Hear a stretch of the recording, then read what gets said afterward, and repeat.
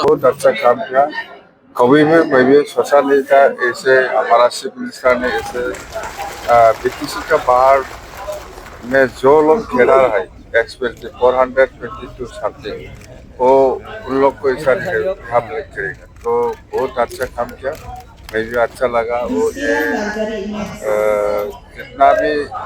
BTC का बाहर में जितना भी खेला है वो उसको लेके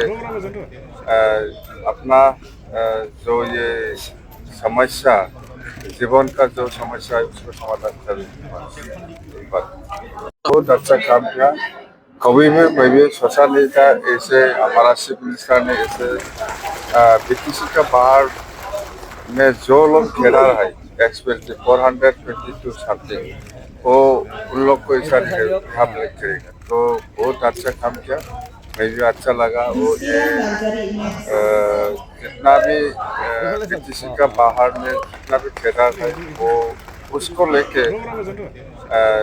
अपना जो ये समस्या जीवन का जो समस्या है उसको समाधान करने पर